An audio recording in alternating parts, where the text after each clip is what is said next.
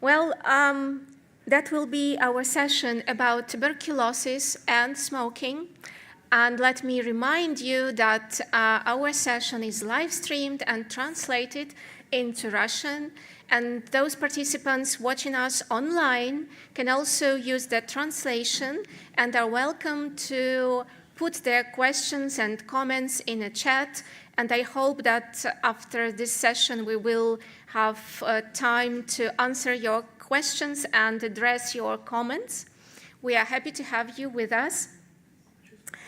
Our panel, first of all, consists of community activists, very prominent advocates in tuberculosis sphere. We are having now Cristina Rivera, representing not one country, but several, originally from Ukraine. We now have Aman Shukla from India, representing young people affected by tuberculosis.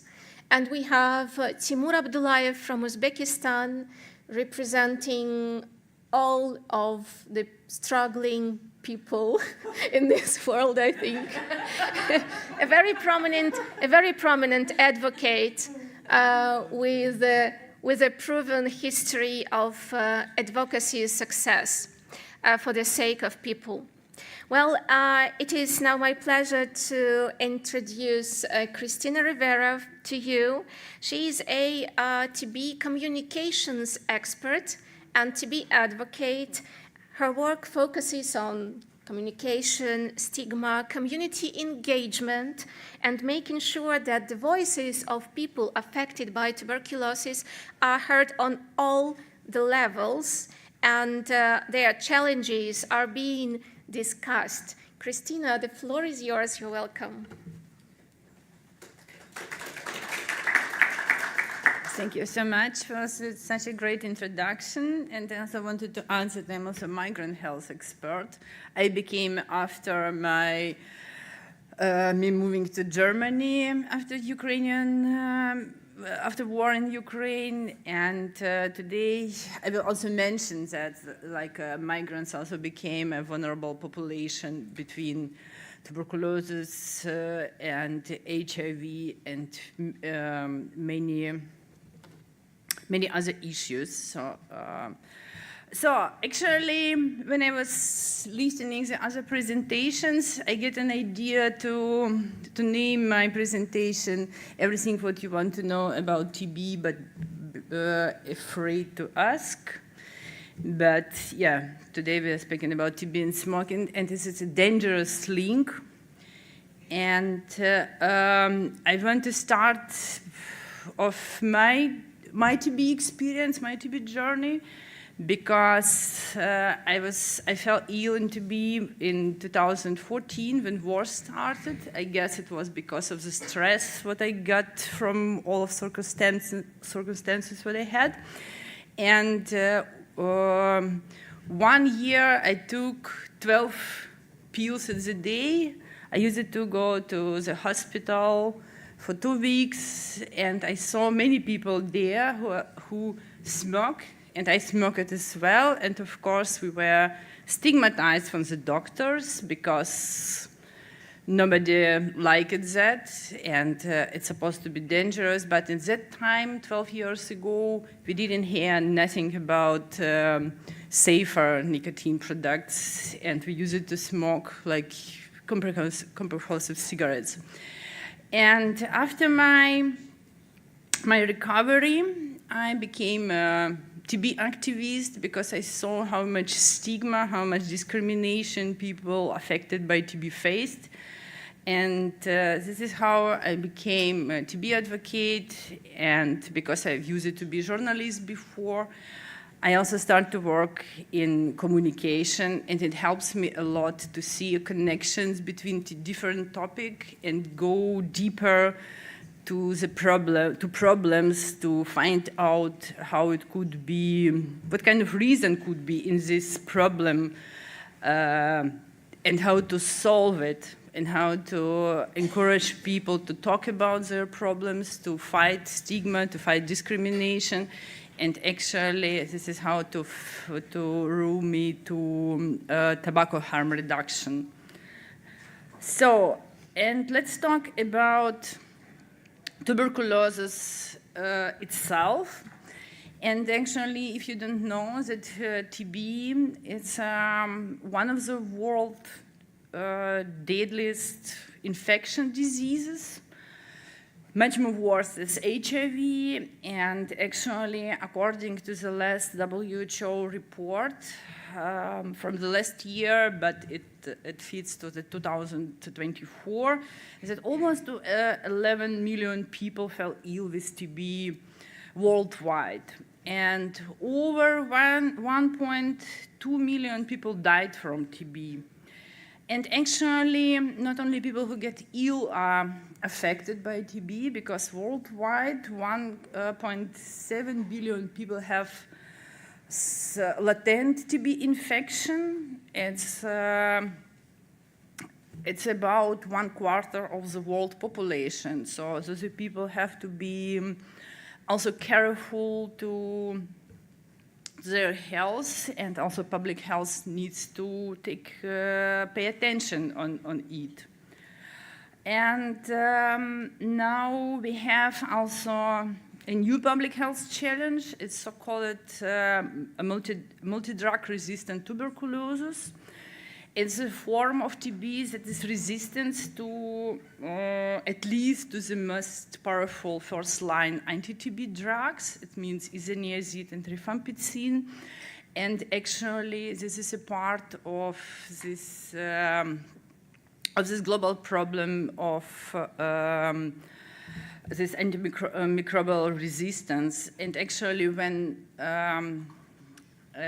scientist Zelman Waxman, actually he was born also in Ukraine territory. He invented streptomycin in 1934, and now this drug, this medicine streptomycin, doesn't work for tuberculosis at all because of the drug resistance, because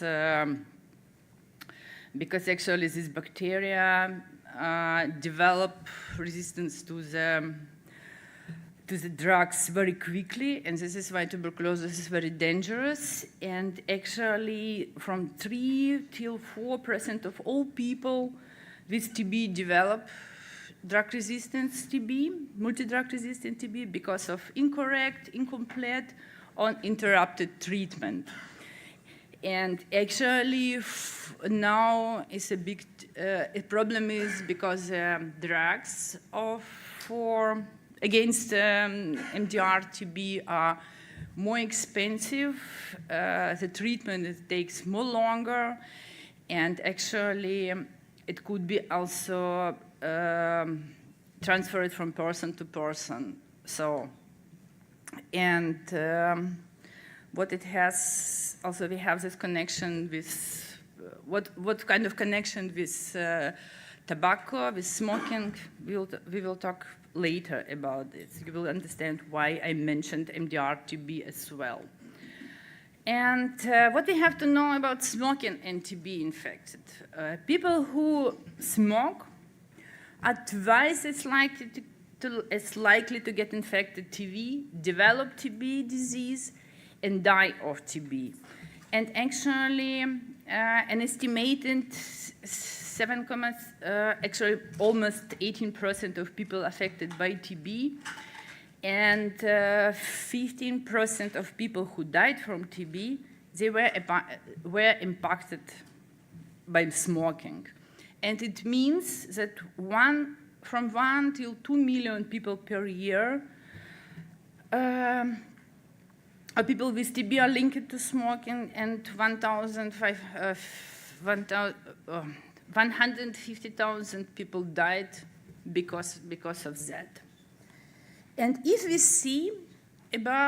see the countries, top 10 countries of total TB burden with absolute numbers, they are The first 8 countries of this list are responsible responsible for 67% of the TB, all of the TB diseases globally. And you see that India, Indonesia, Philippines, China, Pakistan, yeah, it's a numbers, it's a countries where TB is prevalent with a high TB burden. And actually, if we add top 10 countries by total MDR TB burden, we also should add Russian Federation and Ukraine. Only the Democratic Republic of Congo and Myanmar are not in this list. So if we count 12 of the countries, how to say, with a high TB burden and with high MDR TB burden. So I made the map where you see that. And actually, if we make the map of absolute number of adult smokers with top 10 countries, and then I made this overlapping combined map. Also, it's only 2 countries or 3 countries. It means Brazil and States, and I cannot see it from here. So smoking only countries of Brazil, Turkey, Japan, and Egypt, and everything else is overlapped. Yeah, how to say? So it means that we clearly can see that high smoking burden are related to TB MDR burden. And we have to do something with that because tobacco harm reduction could be decision for that problem, especially in those countries.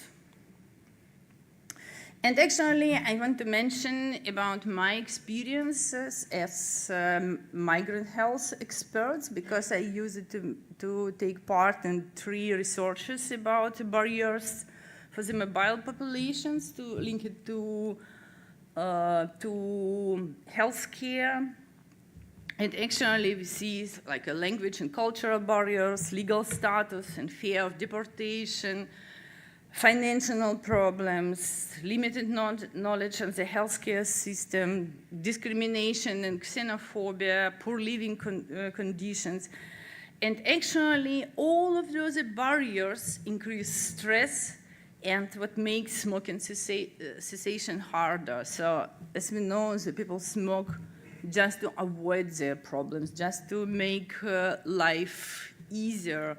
How it was mentioned already by the presentation, of the great presentations of my colleagues from Central Asia, that women are saying, and actually all of people who are now saying, I know that it kills me, but in that moment, it makes me feel better to smoke cigarettes. So, and now we have, do you know him? I put it in torsos just in case that if you forgot how Timur looks like. So, and in this slide, I wanted to mention how, as a communication expert and us as a part of the community, how we try to behave, to change behavior of, actually here are example of us to try to change donor behavior according to problems from a TB community. And we made several information campaigns to try to put up problems with TB, because as we know, I don't know, probably you don't know, but our community knows very well that on top is problems with the people living with HIV and TB despite to be the world deadliest disease, is behind all of that. And we made a lot of campaigns, and because of the Timur great voice, now the topic of the TB is, I would not say it on the top, but it's mostly equal with, with topics about HIV, and also it goes more and more, it pays more and more attention, not only from the governments and donors, but also from the people, from the general population of the topic of the TB, because of course it's a lot of stigma, a lot of discrimination, and actually a lot of misunderstanding from general population about this topic, about TB. And actually, if we look broader, is the same as we have now about tobacco harm reduction. And because of that, we developed a few social media channels, and we invite you to join us.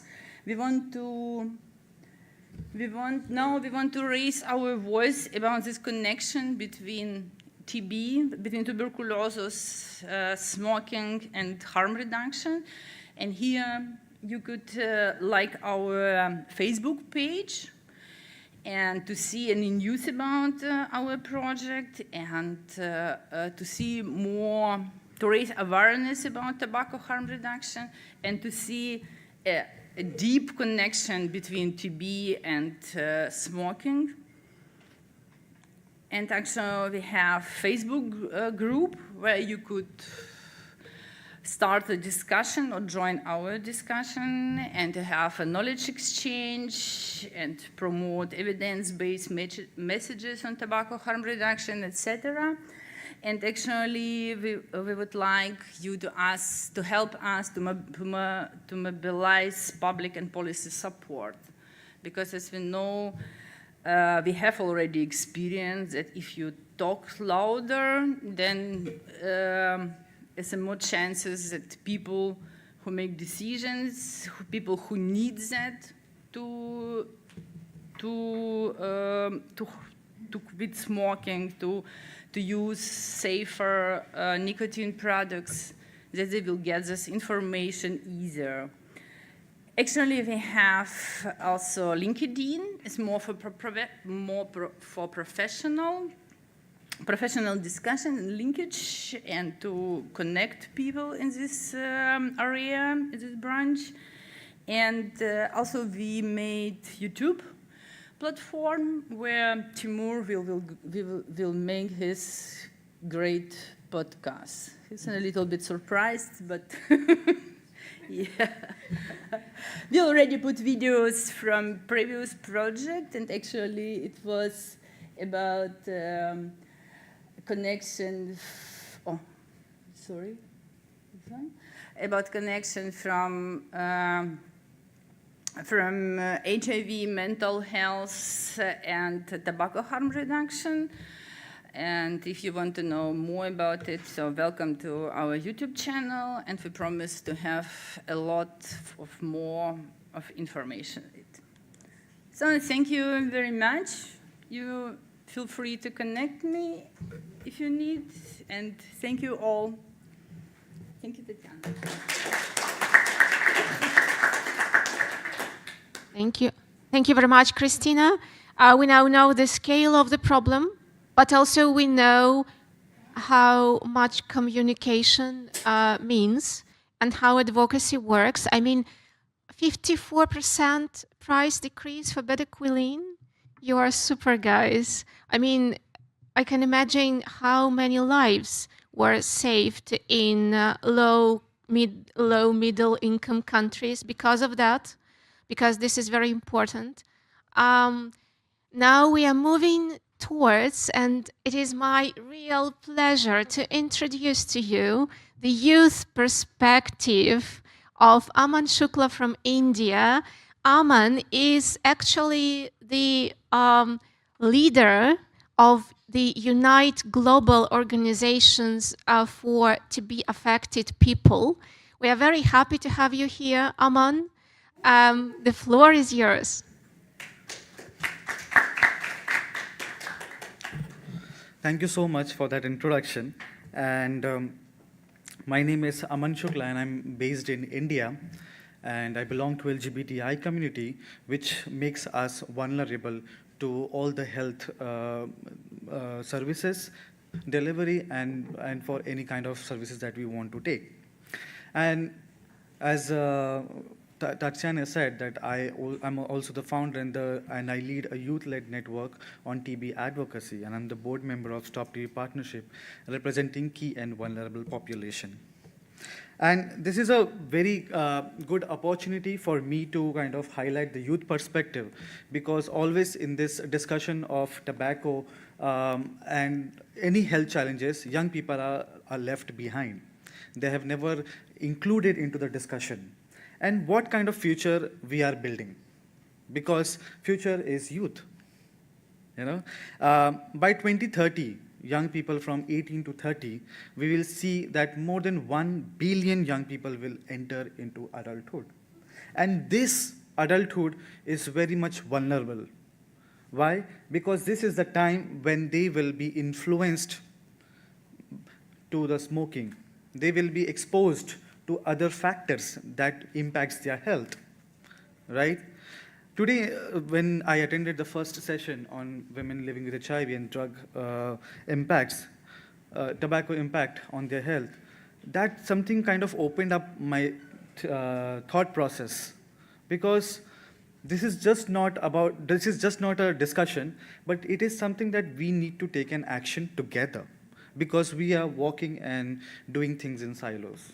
We need to come together and work collaboratively.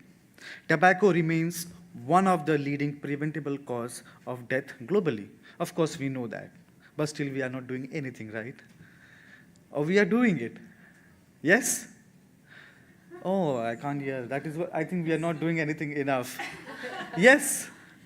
And of course. Repeat the question. Okay, tobacco remains one of the leading preventable cause of death globally. Yes. Are we doing anything? No. No. Why? Because we are not working together. We are not working together with the people that are really working. And at the same time, if we see tuberculosis, in Christina's presentation, you must have seen a big numbers. 1.2 million people died of TB. 10 million people were notified with the TB. These are just not numbers. These are the people. They can be your friends, your colleagues, your children, your husband, your mother, your father. We have never thought of looking at this number from the perspective of our known, but we have seen them as numbers. Okay, 1.2 million people died. That's okay. I think we are still working on it. No. TB is the world's deadliest infectious disease, and that is impacting. And in the TB community itself, we have a global TB plan, and it clearly says that people who are consuming tobacco are at a high risk of having tuberculosis. We have the evidence, we have written it in many places, but still we're not working together. I think this platform provides that opportunity for us to collaborate and work together. Yet, young people are rarely included into the discussion. And with this presentation and the session, I want that young people should be included into the tobacco response.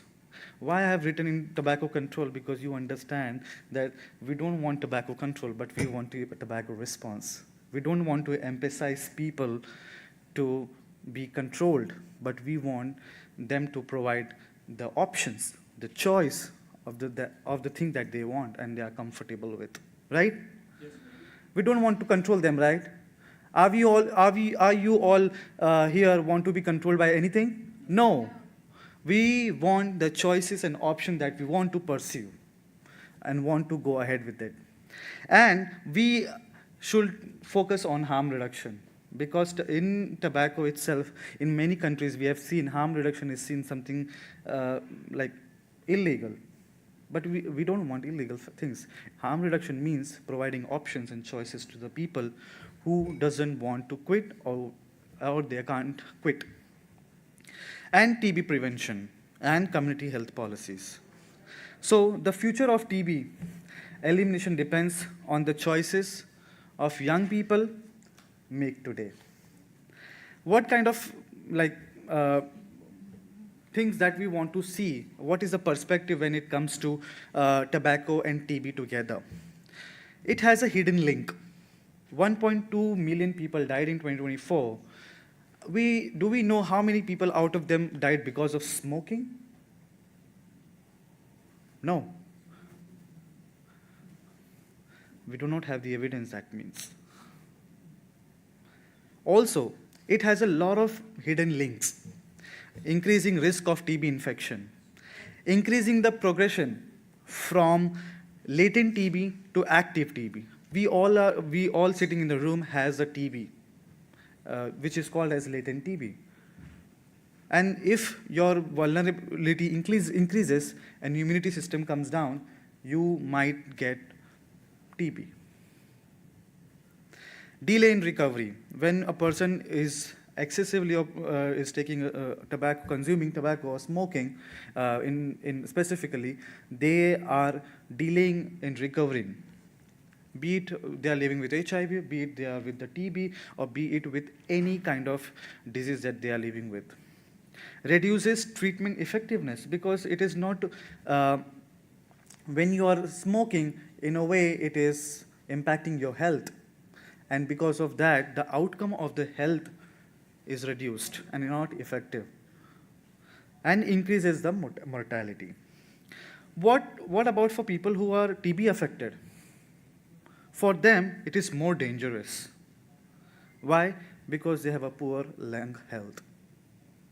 Why? Because they have an increased household exposure, greater financial burden, and intergenerational health consequences. So, TB requires tobacco prevention. If we want to see that we want to end TB, then we have to be smoke-free. And for that, we all have to think about working together. And not just controlling, but providing the choices and the options for the people. Youth are in the center of this challenge.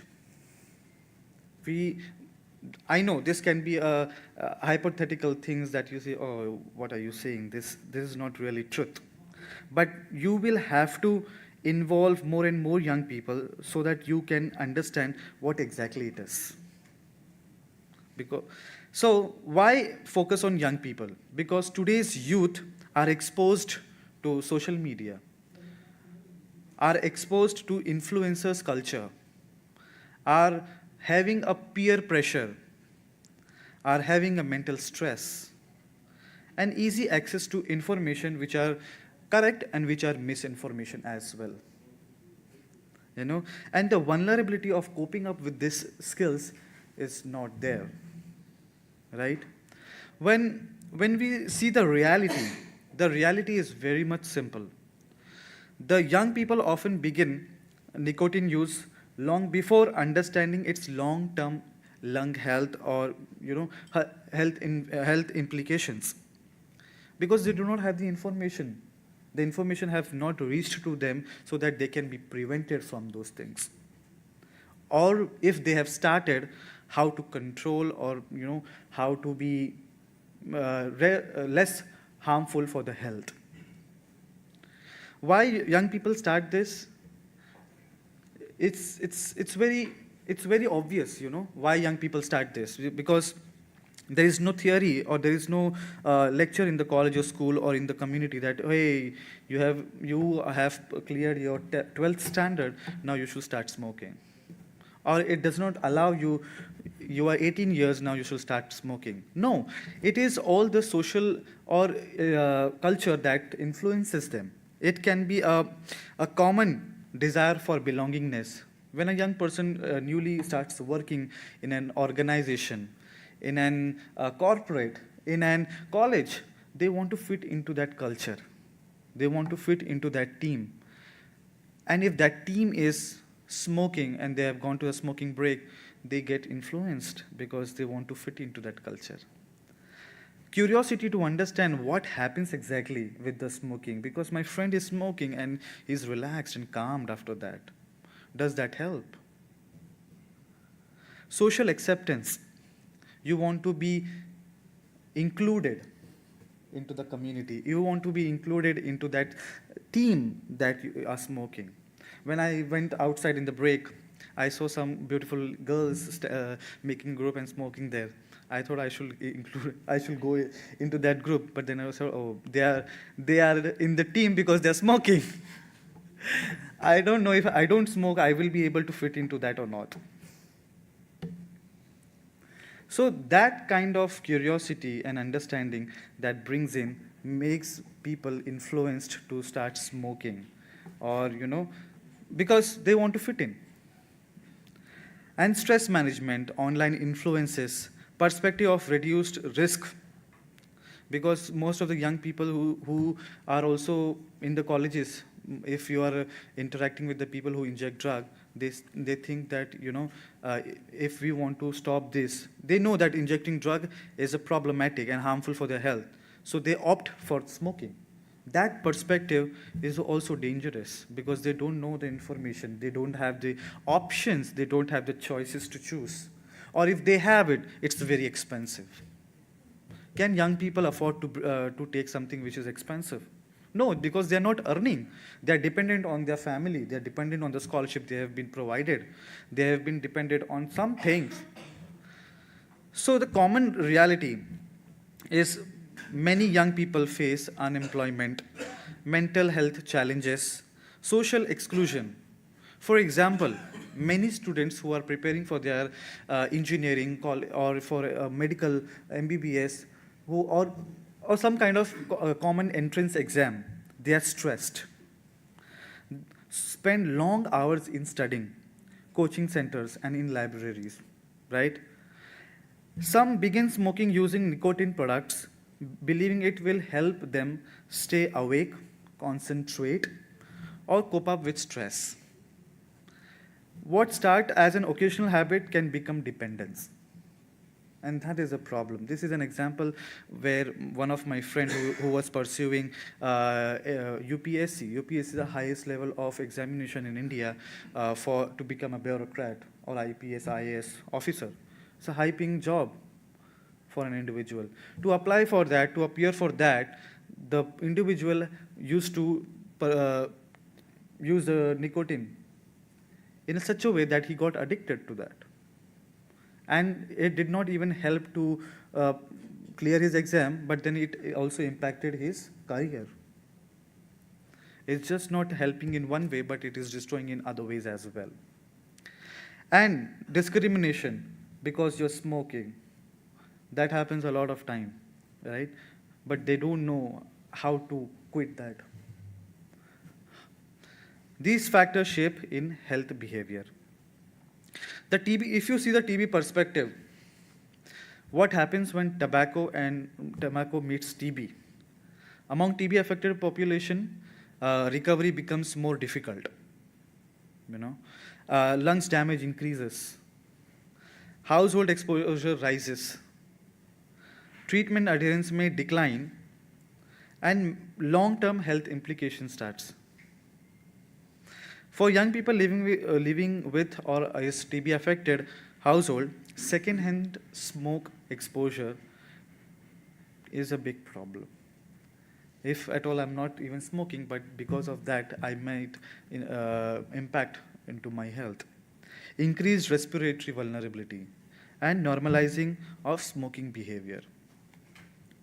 Youth, when we talk about young people, it should not be something traditional. It has to be a smarter way. Because it's in history that people are evolving from telephone to mobile to some other technologies. In the same way, young people and the generations are evolving with the information, right? So what doesn't work for us is fear-based messaging. If I have to give an example of fear-based messaging, is that, smoking kills people. That's an old message now. You have to come up with something new. The message that used to work for people is not working for us now. Shaming people who smoke doesn't work. Ignoring mental health, reason can be multiple. It's just not,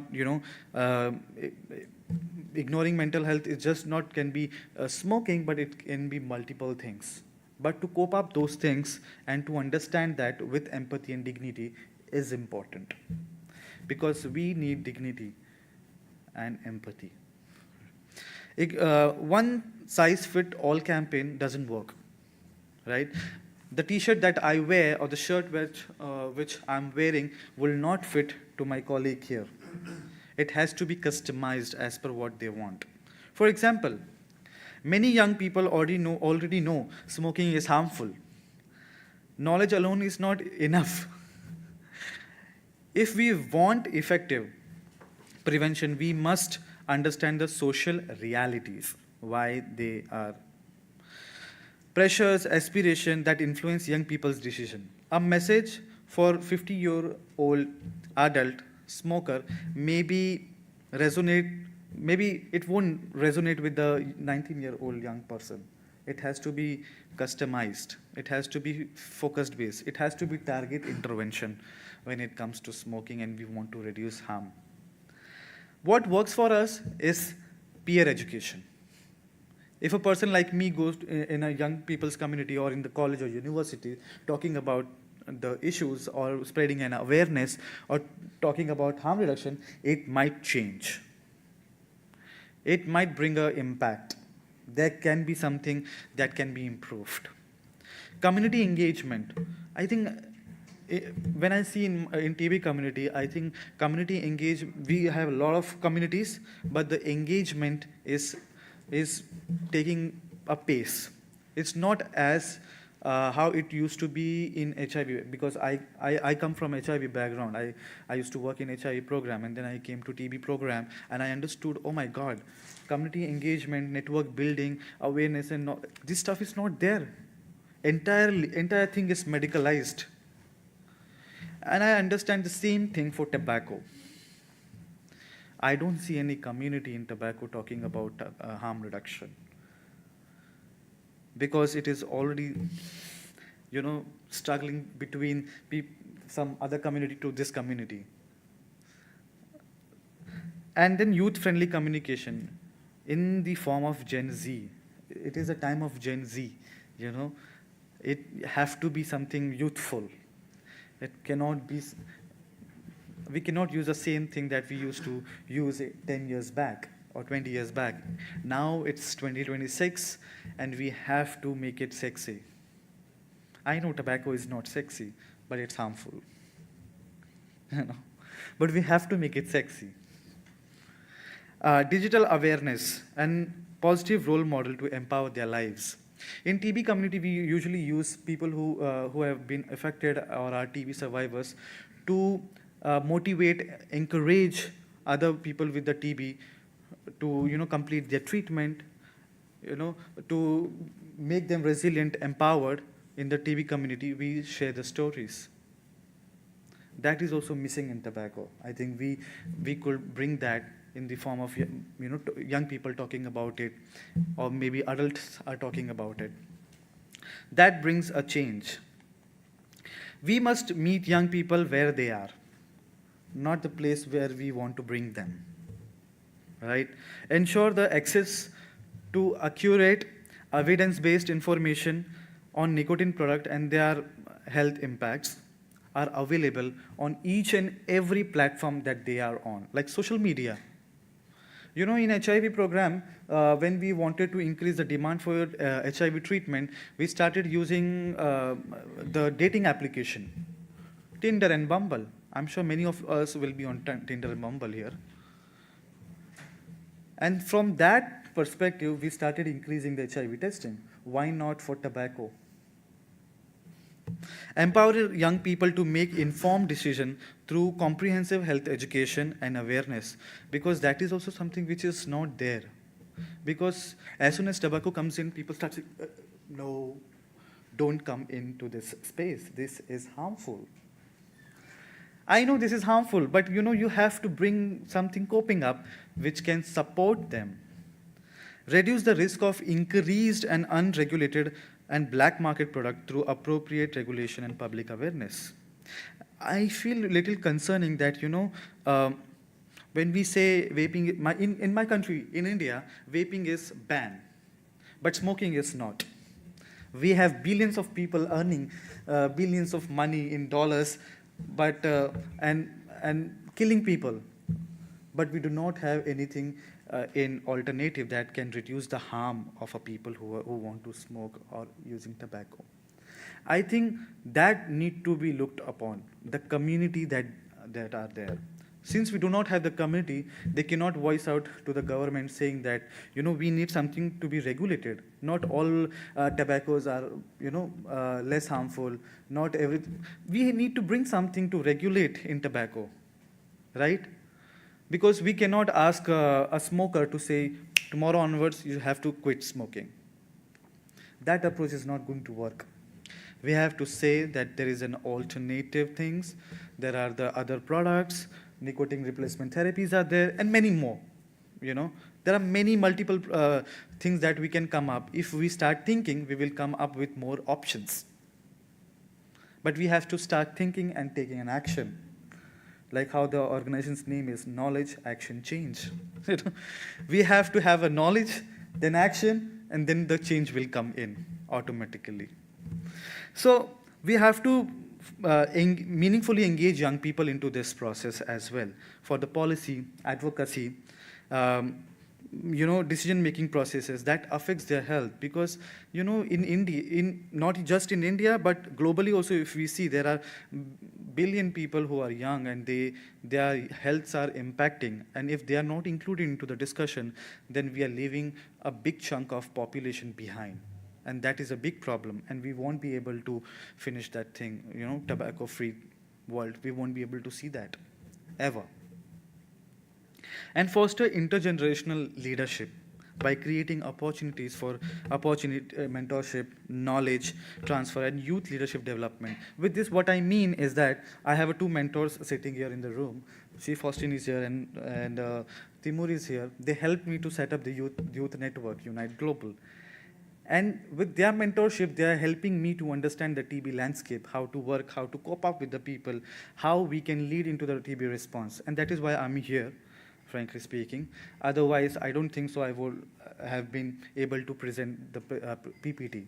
In the same way, we have to bring young people into the response, build them, mentor them, and then transition. We're not saying, you go out of this program. We are here. No, we cannot expect that to be done. Of course, we don't know anything. We are learning and contributing. So build sustainable movement by preparing the next generation of leaders to continue advancing public health and communities. And why youth leadership matters is because lead community awareness. We can do the design for harm reduction campaigns, influence policies in the country at the regional level, in the national level, or at the global level. Challenge misinformation, because you see a lot of people on TikTok, Instagram, flaunting their, beautiful bodies and handsome people with the informations, and that attracts. I've seen 1 million people looking at one reel of 30 seconds. 1 million people. Wow.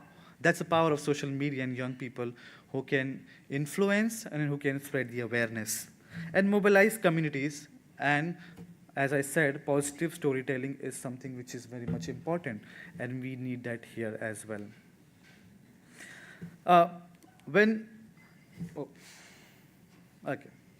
So I represent Unite Global. It's an infrastructure of young people's platform where And it's a youth-led global platform which talks about TB, community engagement, youth engagement, mobilization, advocacy.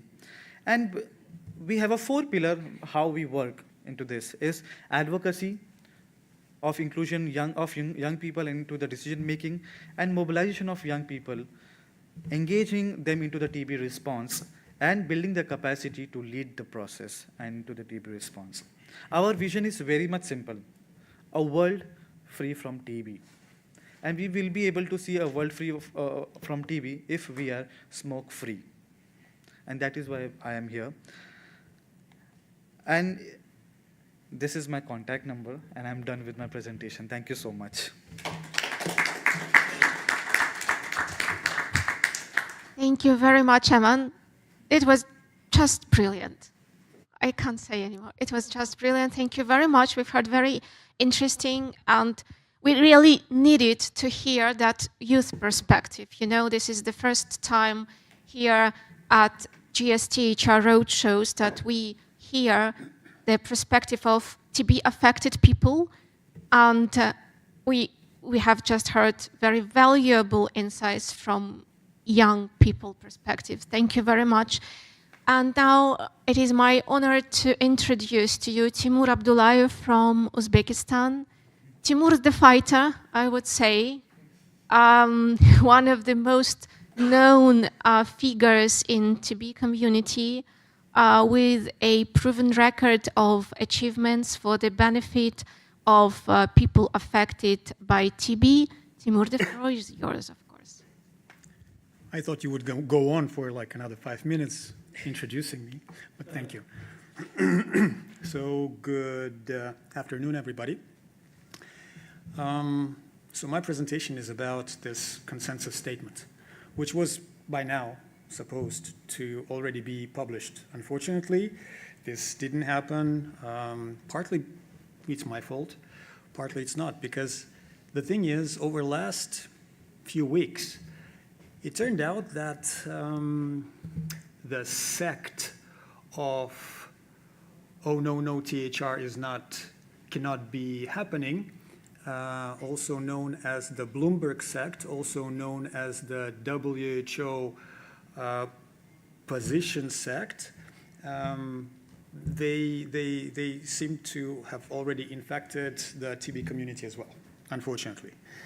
I didn't expect that, to be honest. So in TB community, we have always been aligned that we care about human life, that we care about human rights, that we care about people-centered approaches. In TB, we moved from TB control to TB response. From basically, okay, you take these drugs and you shut up, to, okay, first we counsel, then we give treatment, and we give different options of treatment, and the person doesn't need to come to clinic every day. Because that was the reality for people with TB for years, especially in this region. In Africa, this approach was implemented differently, but in this region, if you have TB, first you go to the hospital, then you come to the TB clinic every day. And once again, I'm sorry to say that, but WHO was not helpful, because WHO said that people are not supposed to have days off for TB treatment.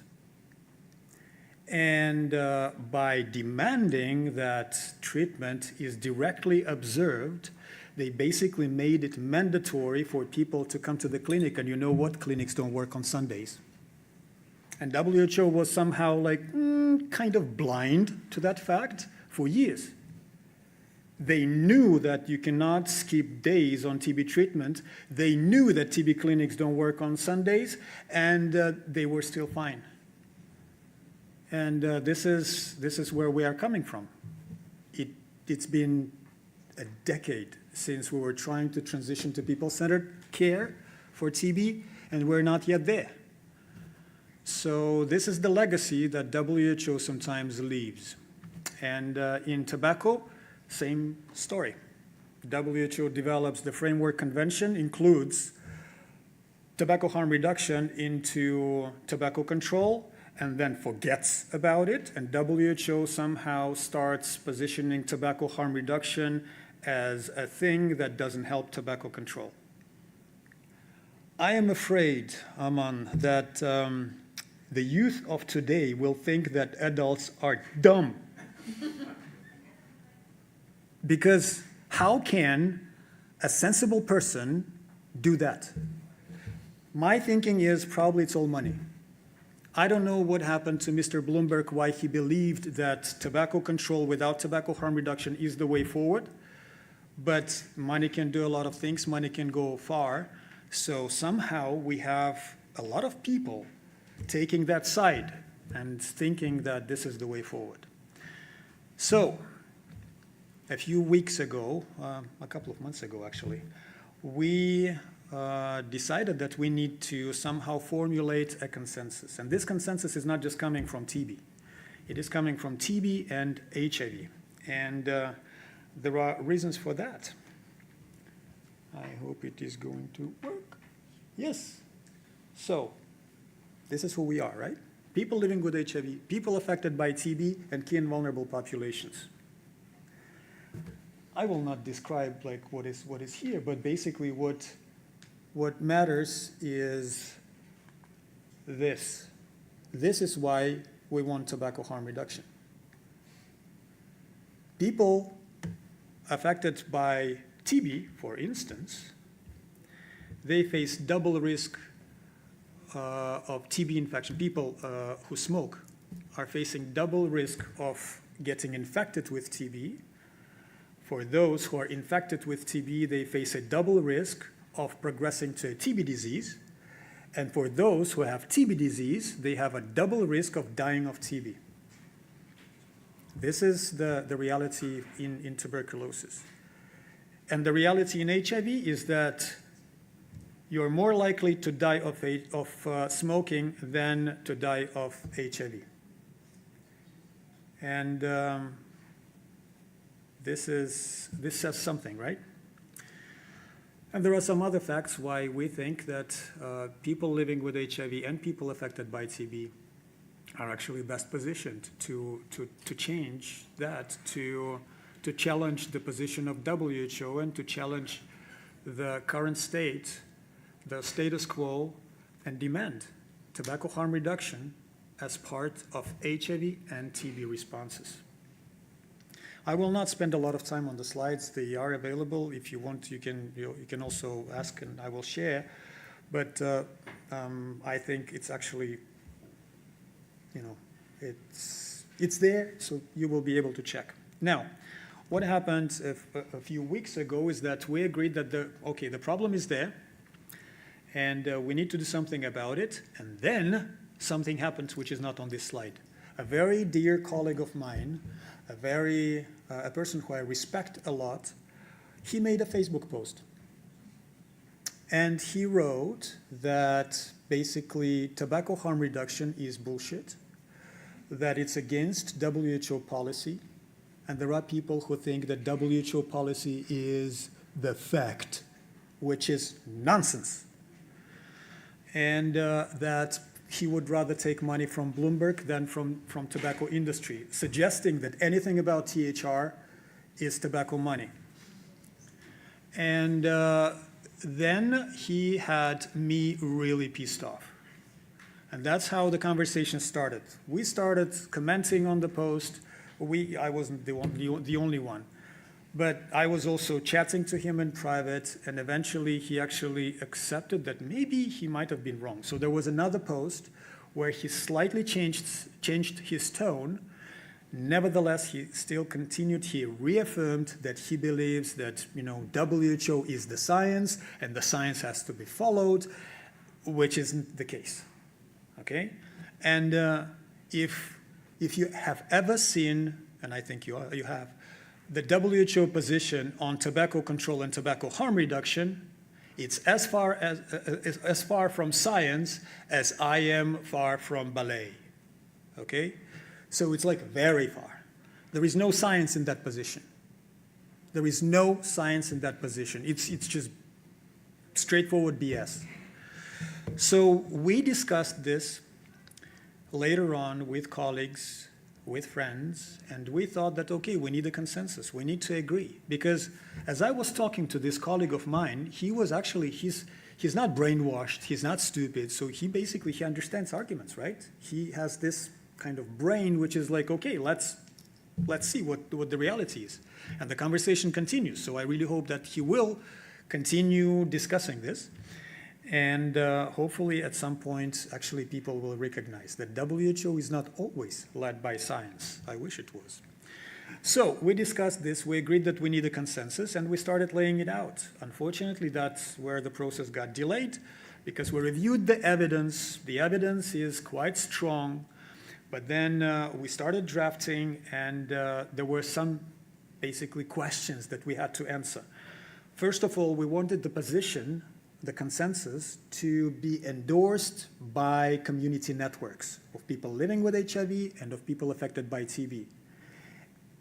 And it looks like we can't, because organizations, including community networks, they are not ready to say, yes, we support THR, yes, we disagree with WHO, to our regret. And some of them actually, apparently, they are brainwashed. So we decided that instead we will make this consensus led by people and endorsed by people, not by organizations. And when at some point organizations are ready, they will join. So that was the shift from like who the consensus is coming from. Another change was where the consensus is coming from. Because initially it was just colleagues from Eastern Europe and Central Asia. And then when Aman decided he doesn't want to be positioned as Eastern Europe and Central Asia, we decided, okay, we will make it global because of Aman. No, it's not because of that. It's because we started getting more and more people from outside of the region. And the thing is, after all, when you will finally see the consensus, and hopefully that's going to happen within a week, you will actually see that everything there is quite applicable globally. So there was just no point of making this very region specific. So that's how the consensus changed from Eastern Europe and Central Asia to like global. And there were some other changes, but now finally it's very close to being finalized. So hopefully very soon we will launch it. The drafting was complicated, a lot of back and forth. There is just too much to put there. The consensus now is 6 pages long. You don't like reading 6-page long documents, right? Unless you work in WHO. So, and I don't know how to make it shorter. Actually, I found a way how to make it shorter. It's just not going to be appreciated by the people with bad eyesight. Tiny font? Looks like it's not going to be helping. But anyway, believe me, it's 6 pages, it's a lot. But it's pure gold. It's just, and I'm not using diamonds. Diamonds are overvalued, but gold is now, is the thing as currencies collapse and the currency market is volatile. So yeah, it is actually a very congested representation of what we know and also emphasizing what we don't know and we need to know. So for instance, and let me, okay, it worked. So what's in the consensus? First of all, it starts with the preamble, why it's important, right? Who we are, people living with HIV, people affected by TB. By the way, person living with HIV here, twice a TB survivor here. So maybe that's why I'm so angry. So then we just say like, okay, this is why it matters for people living with HIV. This is why it matters for people affected by TB and for key and vulnerable populations, which is why we're doing this. We show the evidence, and then we basically just address, I wouldn't say attack, we address the position, the WHO position, and I would say expose it, because whoever with brains starts reading the WHO position will immediately want to expose it. It's just so well written. And finally, it's our demands, what we want. And I think these are the demands, yeah. So what we want is to end the taboo. I don't know who was so smart in WHO who decided that THR, tobacco harm reduction, is not just not part of tobacco control, but is also should not be part of tobacco control. And I don't mind, by the way, I don't mind if WHO wants to call it tobacco control, let them call it this way. Just make sure that tobacco control is more like tobacco response, as Aman said. It has to be responding to tobacco. Controlling tobacco, good luck. You control TB, you failed. And when I say you, I don't mean you guys. I mean WHO. So we want a risk proportionate regulation. I know it's insane to ask for a risk proportionate regulation, like we never did that and now we will do. But that's what we need. To be honest, I'm tired of hearing this coming from quite smart people saying that we just want to substitute one harm with another. And some of these people work in drug harm reduction. Can you imagine? That's the level of insanity that is going on. And then we want to integrate tobacco harm reduction, and not just tobacco harm reduction, but tobacco response, into HIV and TB responses. There are just way too many smokers in these two communities, in the communities of people living with HIV and communities of people affected by TB. So we can't ignore it. I was actually quite excited that, like, okay, one more area that was ignored for years until I came. I'm very humble, yeah. And yeah, but that's the thing that we need to do, and we also need to guarantee community participation. It's ridiculous, 21st century, and the Framework Convention, the Secretariat. There is just no proper community engagement, period. As far as I know, there are NGOs involved. More than half of them are paid by Bloomberg, and therefore they're part of the sect. And but for them, we are part of the sect. You know why? Because automatically we're doing THR, therefore we are paid by tobacco. Anyway, and there has to be donor funding transparency. That's another demand. We want to know who funds those people who do not even bother to speak about evidence and just straightforward accuse THR of being so bad. We want to know where they get their money. If they get money from Bloomberg, okay, at least everybody will know. And I'm pretty sure that's not going to be just civil society people. It's going to be researchers, it's going to be policymakers, it's going to be WHO consultants. So these are the demands, pretty basic, but try to ignore them and then you will have to deal with some crazy people. Now, next steps with the consensus. We finalize it, we publish it, we open it for endorsements, and we hope that you will put the signature. Even though we position it as a statement, as a consensus coming from people living with HIV, people affected by TB and key and vulnerable populations, nobody will be checking if you are. For instance, you, sir, you look very intelligent and important. You will be able to sign and nobody will ask, like, oh, do you have TB or you had HIV or you are a key and vulnerable population? Nobody will do that, sir. Nobody. So you can sign. It's okay.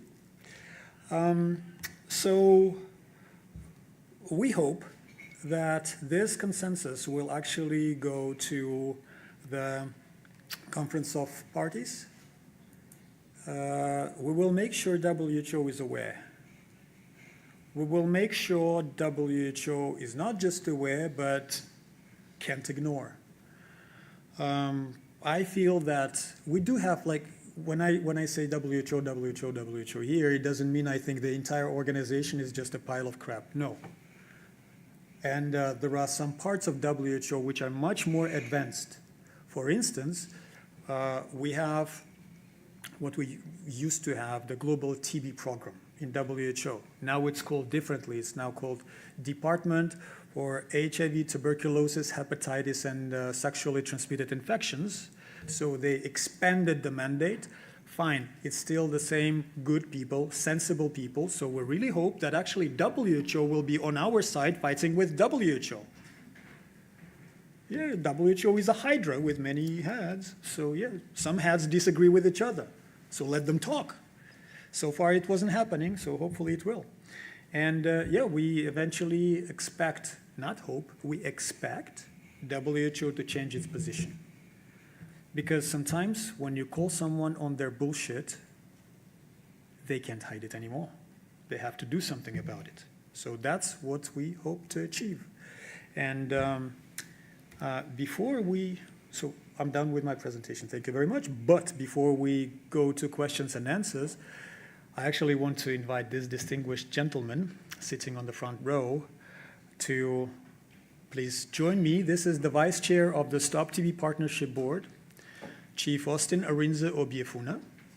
And I would like you, sir, to share some thoughts. Thank you. Thank you so much.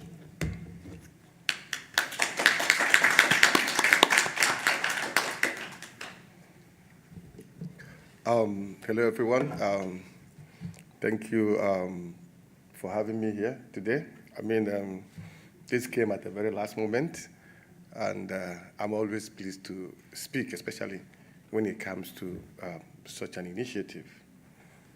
I want to start by saying that distinguished colleagues, communities, because I mean, in this room, we don't have to wear masks or try to speak with filter. We should speak without filter and express ourselves the way it's supposed to be. Obviously, if you listen to all the speakers, there is one key thing that is coming, that we cannot end TB without ensuring that we do more around tobacco or smoking use. We need to really, really integrate those services, not just within TB and HIV, but within the entire broad health system. It is very important because often at times we usually do this in silos, and it makes it more difficult even, to have clarity, audience.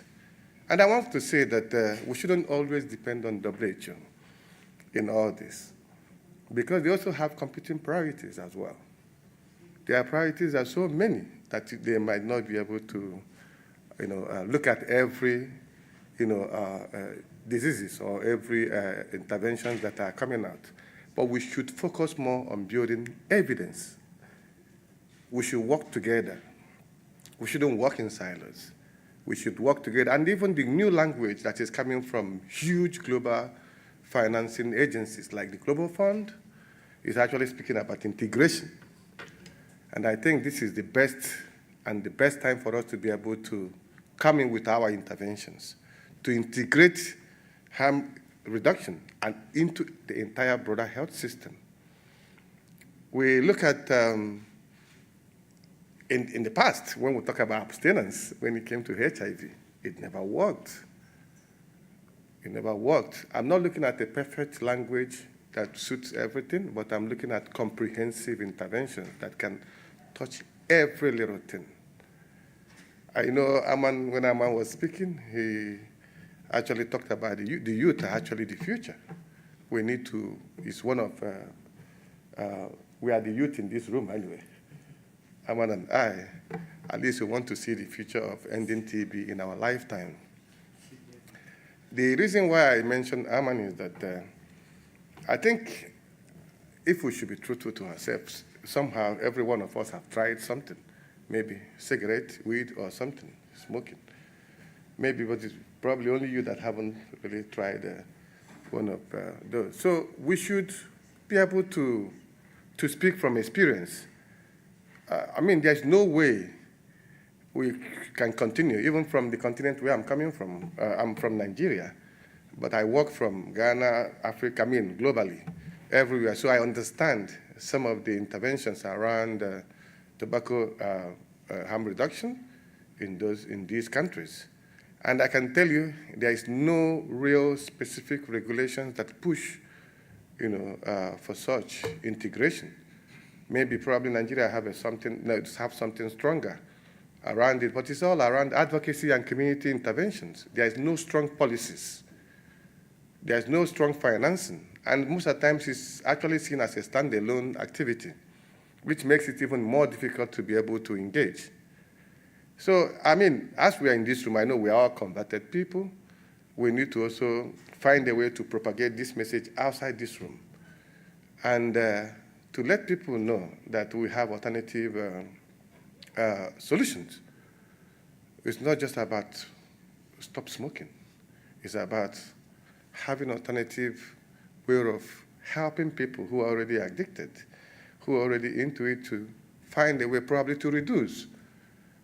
We all know that, yes, there are a lot of evidence that shows that smoking and connection with tuberculosis has a lot in terms of the treatment. It can affect treatment of TB.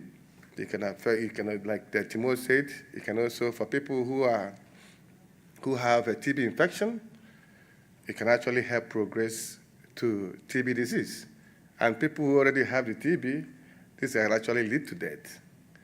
And I see it as neglect from our own part if we are not speaking more about how we can integrate our intervention within the broader health system. We should not try to sit on our own to have these conversations within this room just ourselves. We should expand it. So my will be to engage more at country level. Let's help, because sometimes you might think that the program actually understands what to do. I'm not quite sure they really understand how to create policies that will help for the integration of tobacco harm reduction within their programs, like the TB program, and the HIV program, and the rest. We should be able to, as we are identifying these problems, we should also probably provide some kind of solution on how they can create policies. We already have the evidence are there, and we are still building the evidence around. Let's work together. Whatever is happening over here, it's not different from what is happening in Africa or in Asia. It's all the same thing, depending on the context, but it's almost this, it's just the same.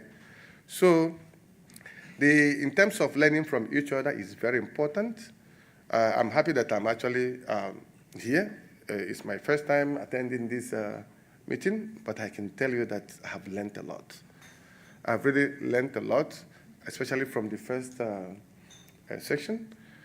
When we talk about TB, it's like they call me TB man, so I know a lot around TB, and also I've read so much, TB and tobacco. So it's something that when I was invited, I said, wow, this is a very important meeting, an opportunity for me to come here and speak. I'm supposed to be in the US now, discussing the pandemic preparedness response, but this is a very important meeting, and we should not stop here.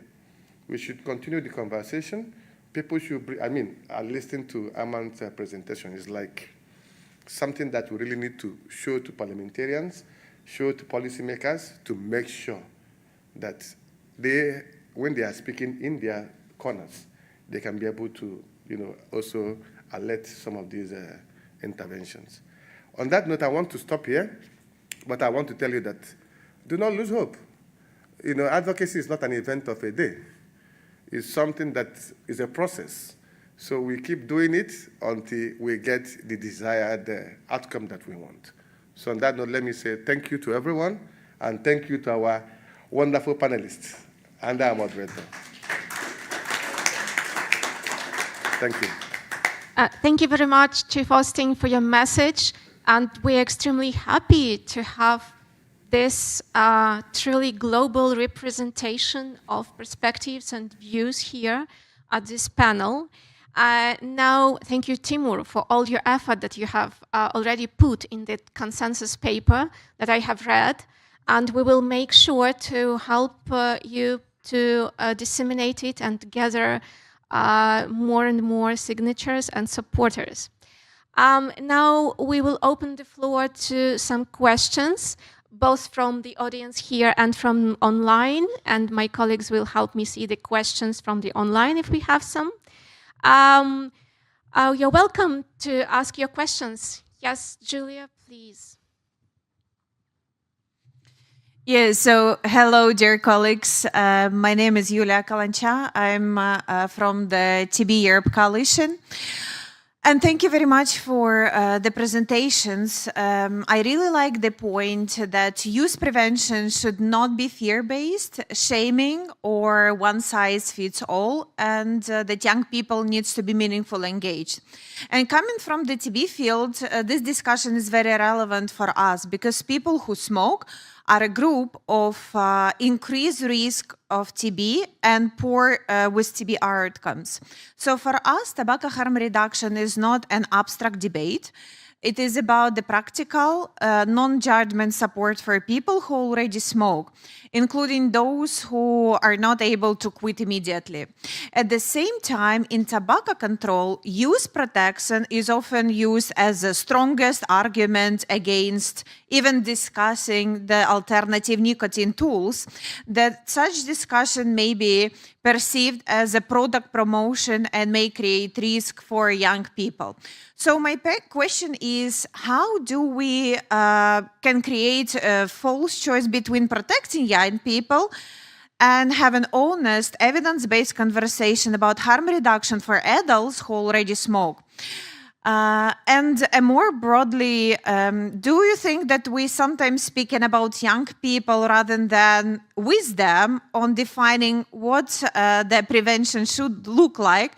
And maybe what strong use words can change the status quo in this debate? Thank you.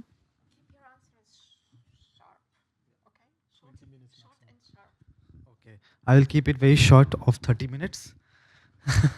Okay, I think when we talk about young people, so designing something for them, it should be with them. Okay, I've seen many discussions in the program implementation where young people are never involved, but there are adults who decide on their behalf. So in order to kind of bring them or engage them, a lot of implementers and the stakeholders says we do not have young people who have enough information about this.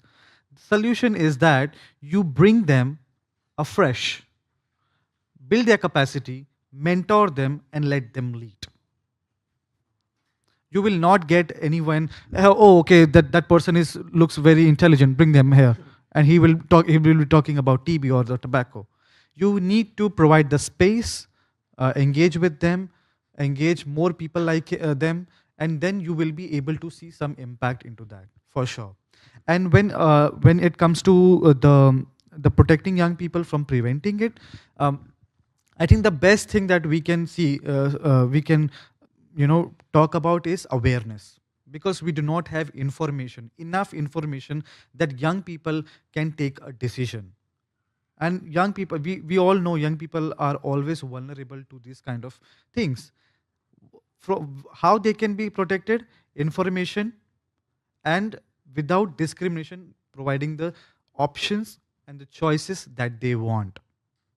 The third thing that we can ensure is, I know the smoking is very much harmful, but providing them something which is less harmful, and slowly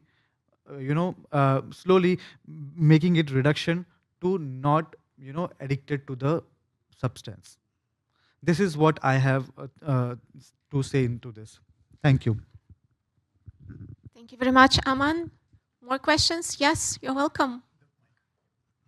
Hello, my name is Marianna Iwulska. I am chairperson of European Network of People Who Use Drugs. And I have maybe not question, but a comment that this opposition against the substitution for nicotine is such a similar like substitution for drugs, which we've seen and we still have. It's remind me this ideological, not science-based approach, which is still pushing in, and I am astonished that this is still going on. And I think that maybe bringing people who are get better because of substitution is some kind of approach, like I am 26 years on methadone substitution, and like I am going like a proof to show that it's working. So maybe people who get better thanks to nicotine substitution can be a proof to some these questions. Thank you. Thank you very much, Mariana. So yeah, that's what we are doing here today, bringing lived experience to persuade other people who lack information, as Evan said, to persuade it from our personal perspectives, to share how we survived something, how we feel better because we do not smoke and because our health rights have not been violated at the same time. Do we have any questions from online? No? Not yet. Okay. Anyone else with your questions or comments in the audience? No more questions. Yeah, because, I mean, the content of this session was so brilliant and so interesting. Thank you very much to our presenters. Thank you very much to Chief Hosting. You've made a long trip to get here to see us. We are very glad to meet you. And let's continue this conversation and discussion during the lunch and further GFN program this week. Thank you very much for your support, all people that present here. It is very important that you, whatever you do, whether you are a policymaker, a doctor, or you are working in a multilateral organization, please support communities because you see they are so very brilliant. They do very, very hard work with diverse people and they do need support in their work. Well, we make sure that we do everything we can for you. And yes, I'm happy to give a microphone for your final words. Actually, I wanted to mention that probably we didn't recognize it yet, but today was a really historical moment because of your statement, because I know you, Timur, it's beginning of something very important. It doesn't look like that is what we required, but we should remember that for the next few years it will be spread broadly and it will change something. It was a kind of milestone, I guess. I just want to say that I know this was an historical moment, I agree. And this was the first time where we are talking about TB and tobacco. And it should not be the session end, but this should be a conversation that we start from here. And we start and we do something. As as Timur also said, there will be some documents released.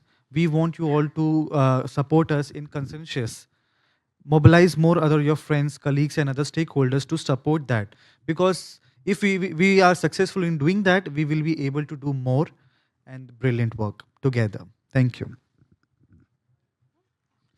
Very quickly, yes, I think it is the first time we are speaking publicly on behalf of TB community at a conference, because we did have some road shows before, but this is the first time we appear in the conference, and hopefully by the end of the year something will start to change. My expectation is by the end of the year WHO is fully aware that some people are very unhappy with their position, and those people this time will not stop until they win. And let it happen. Thank you very much.